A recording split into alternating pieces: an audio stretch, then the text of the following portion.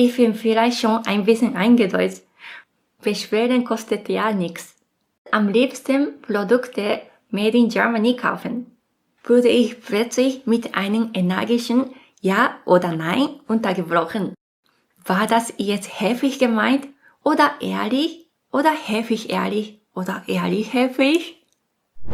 Hallo ihr Lieben, ich bin Mizuki. Als ich nach Deutschland ausgewandert bin, hätte ich nie gedacht, wie sehr mich dieses Land verändern würde. Von Gedanken über den Alltag bis hin zu meiner Persönlichkeit. Manche Dinge erkenne ich bei mir selbst kaum wieder. In diesem Video zeige ich euch 5 Dinge, die mich durch das Leben in Deutschland geprägt haben, was mir besonders schwer fiel und was ich heute sogar besser fühle als in Japan. Also, los geht's! Nummer 1. Direkter geworden und kein Tatemae mehr. In Japan nutzen wir sehr oft Tatemae, also das, was man nach außen zeigt, um die Harmonie zu wahren. Tatemae ist eine Höflichkeitsform. Es ist nicht falsch, es gehört zur japanischen Kultur und ich verstehe dieses System auch gut. Aber in Deutschland ist das anders. Die Menschen sagen eher direkt, was sie denken. In Deutschland ist es eher so, wenn man nicht klar und direkt sagt, was man will, werde es einfach nicht verstanden. Als ich damals mit meinem Working Holiday Visum nach Deutschland gekommen bin, hat mich meine Gastfamilie einmal gefragt, ob ich ein Stück Schokolade haben möchte. Diese Schokolade war allerdings nicht im vertraglich vereinbarten Leistungsumfang enthalten. Damals steckte ich noch sehr in meiner japanischen Denkweise fest und so konnte ich nicht spontan danach antworten, ob ich sie wirklich möchte oder nicht. Stattdessen dachte ich habe doch eigentlich noch gar nichts geleistet, um mir diese Schokolade zu verdienen. Ist es überhaupt okay, sie anzunehmen? Es fühlt sich irgendwie unangebracht an. Während mir all diese Gedanken durch den Kopf gegangen sind, wurde ich plötzlich mit einem energischen Ja oder Nein untergebrochen und da stand ich völlig überfordert und brauchte ewig für eine Frage, die sogar ein Kind einfach hätte antworten können. Und was ich danach geantwortet habe? Ich habe Nein gesagt. Schade Schokolade. Heute passiert mir so etwas nicht mehr, Gott sei Dank. Niemand fragt mich mehr so streng, ja oder nein. Aber damals typisch japanisch und ich bin ohnehin jemand, der viel und tief nachdenkt, haben sich all diese Gedanken gleichzeitig in meinen Kopf überschlagen. Kein Wunder, dass ich nicht sofort antworten konnte. Was ich aber interessant finde, Japaner, die in Deutschland leben, wirken manchmal gar nicht mehr so tatemae. Man kann oft gar nicht einschätzen, ob sie gerade wirklich ehrlich sprechen oder einfach nur höflich zurückhaltend sind. Auch ich selbst bin inzwischen viel direkter geworden. Tatemae habe ich in vielen Situationen vergessen. Aber eben nicht immer. Je nach Person und Situation entscheide ich bewusst, wie offen ich bin. Bei Deutschen natürlich viel direkter. Was ich inzwischen viel besser verstehe, warum viele Ausländer in Japan Probleme mit Tatemae haben. Es ist für sie schwer zu erkennen, was jemand wirklich denkt oder fühlt. Ich kann mittlerweile beide Seiten gut nachvollziehen, weil ich beides erlebt habe. Aber genau weil ich beide Kulturen so gut kenne, denke ich manchmal zu kompliziert über das Thema nach. Was bedeutet Tatemae eigentlich bei Japanern, die nicht mehr in Japan leben? Klar, in Japan weiß ich, was Tatemae ist, das kenne ich genau. Aber außerhalb Japans, ich merke manchmal gar nicht mehr, ob jemand gerade Tatemae verwendet oder nicht und frage mich dann, war das jetzt höflich gemeint oder ehrlich oder höflich ehrlich oder ehrlich höflich? Vielleicht war es für die Person Tatemae, aber für mich kam es gar nicht so rüber. Ehrlich gesagt, manchmal ist das alles einfach viel zu kompliziert für mich. Nummer 2. Ich bin ich und ich folge jetzt mehr meiner Stimmung. In Deutschland habe ich gelernt, ehrlicher mit meinen eigenen Gefühlen umzugehen. Zum Beispiel in Geschäften oder Cafés merkt man oft, wenn jemand schlechte Laune hat. Verkäufer in Deutschland sind nicht immer freundlich und das ist einfach normal. Man hatte möglicherweise einen schlechten Tag. Außerdem unterscheiden sich die Erwartungen an den Service in Japan und Deutschland häufig deutlich. Japaner empfinden es als selbstverständlich, dass der Service nicht nur das Ergebnis oder das Produkt umfasst, sondern auch die freundliche und zuvorkommende Art des Personals. Ob ein Verkäufer freundlich war oder nicht, beeinflusst in Japan oft den gesamten Eindruck eines Geschäfts und entscheidet mit darüber, ob man dort wieder einkaufen möchte. Ich denke, das ist zwar ein menschlich nachvollziehbarer Reflex, der auch außerhalb Japans vorkommt, aber in Japan gilt Freundlichkeit eindeutig als fester Bestandteil des Service. Sie wird nicht als Bonus, sondern als etwas Selbstverständliches erwartet. Natürlich gibt es auch in Deutschland viele freundliche Verkäufer. Wenn ich in Deutschland auf jemanden mit echter Herzlichkeit treffe, denke ich sogar oft, wow, diese Person ist wirklich von Natur aus freundlich und geht offen auf alle Menschen zu. Andersherum, wenn jemand unfreundlich ist, hinterlässt das bei mir ehrlich gesagt kein gutes Gefühl. Ich denke dann manchmal, hoffentlich treffe ich beim nächsten Mal nicht wieder auf genau diese Person. In Japan ist das anders. Besonders im Servicebereich sind die Menschen stets freundlich und höflich. Viele bemühen sich sehr, weil sie anderen ein angenehmes Gefühl vermitteln möchten oder müssen, was auch wirklich schön ist. Aber das kann auch anstrengend sein, vor allem für diejenigen, die diesen Service leisten. Zwar sind Japaner auch als Kunden meist höflich, dennoch spürt man oft eine gewisse Distanz und Oberflächlichkeit im zwischenmenschlichen Kontakt. In Deutschland habe ich gemerkt, dass es in Ordnung ist, nicht immer gut gelaunt zu sein. Es ist okay, einfach ich selber zu sein, mit allen Launen. Das hat mir ein Gefühl von Freiheit gegeben. Ich habe auch gelernt, mich nicht so leicht von der Stimmung anderer beeinflussen zu lassen. Gleichzeitig möchte ich anderen nicht das antun, was ich selbst nicht erleben möchte. Ich will ehrlich mit meinen Gefühlen sein, aber trotzdem einfühlsam bleiben. Denn Rücksicht bedeutet für mich nicht, mich zu verstellen, sondern mit Herz zu kommunizieren. In Japan ist oder war der gesellschaftliche Anpassungsdruck leider sehr stark und es gibt viele Situationen, in denen man seine wahren Gefühle unterdrücken muss. Aber wenn solche Situationen über längere Zeit andauern, ist es nur eine Frage der Zeit, bis die Seele darunter leidet, vor allem wenn man anders sein möchte als andere. Seit ich nach Deutschland ausgewandert bin, habe ich gelernt, auf meine eigenen Gefühle zu achten und gleichzeitig die Harmonie mit anderen nicht aus den Augen zu verlieren. Eigentlich ist das etwas ganz Selbstverständliches, aber in Japan ist es, je nach Situation, leider auch gar nicht so einfach, genau das zu leben. Aber wenn man rein aus der Perspektive des japanischen Service schaut, finde ich, dass das wirklich eine der bewundernswerten Kulturen Japans ist, auf die man stolz sein kann. Wenn Verkäufer freundlich und zuvorkommend sind, macht es das Einkaufen einfach viel angenehmer und auch für die Mitarbeiter kann das eine Quelle von Motivation und Erfüllung sein. Je mehr man beide Länder kennt, desto mehr sieht man, was jeweils gut läuft, aber auch was schwierig ist. Da denkt man sich manchmal, wäre doch schön, wenn man die guten Seiten einfach kombinieren könnte. Nummer 3. Diskussionen. In Japan vermeidet man oft Diskussionen. Man will Harmonie wahren, Konflikte vermeiden und nicht anecken. Aber in Deutschland scheint es für mich so, dass viele Menschen tendenziell das Diskutieren mögen. Selbst bei kleinen Themen.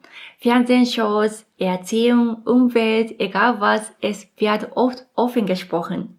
Und in Deutschland habe ich den Eindruck, dass Diskussionen nicht negativ gesehen werden. Im Gegenteil. Es ist wichtig, seine Meinung klar und deutlich zu äußern, denn oft wird man sonst nicht wirklich verstanden. Das liegt nicht nur an kulturellen Unterschieden, sondern hat auch mit der Sprache selbst zu tun. Zum Beispiel Deutsch ist eine Low-Kontext-Sprache, während Japanisch eine High-Kontext-Sprache ist. Das bedeutet, bei Low-Kontext-Sprachen wie bei Deutsch wird sehr direkt und explizit gesprochen. Alles Wichtige wird klar und deutlich ausgesprochen. Bei High-Kontext-Sprachen wie bei Japanisch wird es hingegen oftmals nicht direkt angesprochen, sondern zwischen den Zeilen vermittelt und auf der Empfängerseite entschlüsselt. In anderen Videos habe ich bereits mehr über die Unterschiede zwischen Deutsch und Japanisch gesprochen. Wenn euch das interessiert, schaut dort gerne mal rein. Aber zurück zum Thema. Am Anfang war ich überrascht, wie direkt viele ihre Meinung sagen. Und wenn ich etwas sagen würde, fragen sie oft, warum? Es scheint, dass sie immer irgendeinen Grund haben möchte. Sogar im Smalltalk. Beispielsweise habe ich einem Deutschen gesagt, dass ich deutsche Häuser mag, ohne dass ich den Grund genannt habe. Dann fragte er danach, warum? Damals dachte ich nur, warum? Ich weiß nicht, einfach so irgendwie. Und obwohl es eine einfache Frage war, wusste ich plötzlich nicht, wie ich antworten sollte. Der Grund war, ich hatte gar nicht damit gerechnet, dass man mich nach dem Warum fragen würde. In Japan wird selten nach dem Warum gefragt. Deshalb war es mir manchmal sogar peinlich, wenn ich in Deutschland etwas einfach nur aus dem Bauch heraus gesagt habe und dann keine wirkliche Begründung dafür nennen konnte. Aber in Sprachschulen in Deutschland habe ich beispielsweise Sätze gelernt, wie ich mag bla bla, weil es bla bla ist. Naja, das war ein kleines Beispiel, aber auch durch Bücher und Gespräche mit Deutschen wurde mir allmählich klar, warum man in Deutschland so oft nach Gründen gefragt wird. Deshalb habe ich mich richtig reingehängt und alle möglichen Bindewörter zu Begründungen wie weil, da, denn, der Grund dafür ist, aus diesem Grund und so weiter auswendig gelernt. In Japan hingegen ist es nicht unbedingt nötig, immer einen Grund anzugeben. Wenn ich zum Beispiel sage, ich mag deutsche Häuser total gern, dann antwortet mein Gegenüber oft einfach nur, ach ja, die wirken irgendwie süß, stimmt. Solche, ich sag mal, eher oberflächliche Gespräche sind in Japan keine Seltenheit. Natürlich gibt es auch in Japan Menschen, die nach Gründen fragen. Aber meine Generation zum Beispiel hatte ich in der Schulzeit kaum Gelegenheit zu echten Diskussionen und im Alltag ist es auch eher unüblich, dass man wie in Deutschland ständig nach dem Warum gefragt wird. Positiv gesehen bedeutet das, in Japan hält man sich gegenseitig eher zurück, respektiert persönliche Grenzen und wahrt eine gewisse Distanz. Menschliche Beziehungen wirken dadurch oft sehr höflich und rücksichtsvoll. Die Kehrseite ist allerdings, dass Gespräche manchmal nicht sehr tief gehen und sich nicht wirklich weiterentwickeln. Das liegt auch daran, dass viele Japaner bei dem Wort Diskussion sofort an Meinungsverschiedenheiten oder sogar Streit denken. Und genau das steht im Widerspruch zu dem kulturellen Ideal in Japan, nämlich Harmonie zu wahren und Konflikte möglichst zu vermeiden. Deshalb haben viele das Gefühl, dass offene Meinungsäußerung oder Diskussionen irgendwie unangenehm sind. Also braucht man aus meiner japanischen Sicht in Deutschland oft einen Grund. Inzwischen ertappe ich mich selbst dabei, wie ich ganz automatisch Erklärungen abgebe. Selbst dann, wenn mich niemand nach dem Grund fragt. Und in Japan hätte ich meine Meinung vielleicht öfter für mich behalten, aber hier, jetzt diskutiere ich oft mit meinem deutschen Mann. Und zwar auf Deutsch. Ich frustriere mich manchmal, wenn ich meine Gedanken nicht immer auf Deutsch ausdrücken kann, aber egal, ich möchte ihm etwas sagen, sonst versteht er nichts. Aber ich habe dadurch gelernt, meine Gedanken klar zu formulieren und das hat mich selbstbewusster gemacht. Aber ich diskutiere nur mit meinem Mann gerne, da ich ihn gut kenne.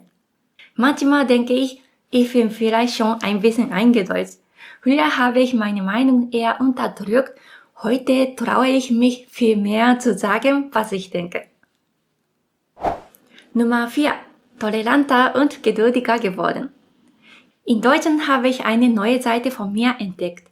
Ich bin geduldiger geworden, fast gezwungenermaßen. Termin beim Arzt, auf dem Amt oder bei Handwerker in Deutschland, man muss auch lange warten. Lieferung kommt irgendwann an einem Tag, man weiß aber nicht immer, wann genau es kommt. Züge haben oft Verspätung oder sind sogar spontan ausgefallen. Wenn es eine Baustelle gibt, kann es sein, dass es lange dauert. Und manchmal muss man warten, auch wenn das Geschäft nicht besetzt ist. Ich hoffe, es kommt nicht falsch rüber bei euch. Es klingt vielleicht so, als würde ich Deutschland kritisieren, aber das ist nicht meine Absicht. Es ist nur etwas anders als das, woran ich mich aus Japan gewöhnt bin. In Japan ist der Service auch sehr gut organisiert.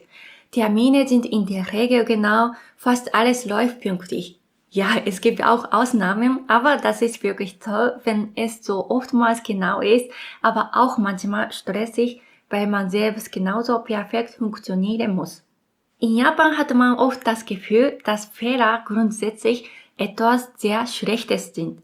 Ein Beispiel, wenn ein Prominenter eine Affäre hat, wird das im Fernsehen groß thematisiert. Ein einziger Fehltritt wird plötzlich landesweit bekannt gemacht.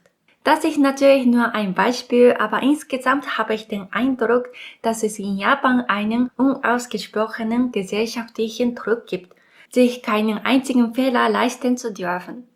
Dadurch entsteht eine Kultur, in der alle ständig ihr Bestes geben müssen. Gleichzeitig entwickelt sich eine Struktur, in der Entschuldigungen manchmal fast schon gezwungen, öffentlich gefordert und erwartet werden. In Deutschland habe ich gelernt, die Dinge mehr zu akzeptieren, wie sie sind. Ich kann nicht alles kontrollieren und das ist okay. Und ich finde, ein bisschen weniger Perfektion tut manchmal gut. Sowohl für die, die den Service anbieten, als auch für die Kunden. Manchmal ist es in Japan etwas zu streng, da tut diese deutsche Lockerheit auch gut, weil man nicht so zu streng sein muss. Trotzdem beschwere ich mich manchmal über die Langsamkeit der deutschen Service, weil ich schon einen guten Service aus Japan kenne. Beschweren kostet ja nichts. Nummer 5. Sparsamer geworden. Und zum Schluss noch eine Veränderung. Ich bin viel bewusster im Umgang mit Geld und verschwende es nicht mehr. Ich bin viel sparsamer geworden. In Japan habe ich früher gern Geld ausgegeben für Kosmetik, Mode, süße Dinge, schöne Verpackungen. Rückblickend habe ich oft gekauft, was ich eigentlich gar nicht brauchte. In Deutschland scheint es, dass viele Menschen sparsam sind. Sie kaufen überlegt ein und geben nicht mehr aus als nötig. Ein möglicher Grund aus meiner japanischen Perspektive ist, dass viele Deutsche Wert auf Qualität und Langlebigkeit legen und am liebsten Produkte made in Germany kaufen. Und ich denke, alle, die Japan gut kennen oder schon einmal dort waren, können mir wahrscheinlich zustimmen. In Japan gibt es unglaublich viele Produkte zu kaufen. Natürlich findet man dort auch qualitativ hochwertige Produkte, aber vor allem gibt es unzählige günstige, praktische und süße Produkte, modische Kleidung, verschiedene Kosmetikprodukte. Die Auswahl an Läden und Produkten ist einfach riesig. Außerdem wird in Japan viel Wert auf das Äußere gelegt, weshalb besonders Frauen dazu neigen, viel Geld für Schönheitspflege und Mode auszugeben. Als ich noch in Japan gelebt habe, war auch ich da keine Ausnahme, besonders weil ich damals noch jung war und viel Geld für Mode und Schönheit ausgeben wollte. Selbst wenn ich nur kurz zum Supermarkt gegangen bin, habe ich mich immer geschminkt.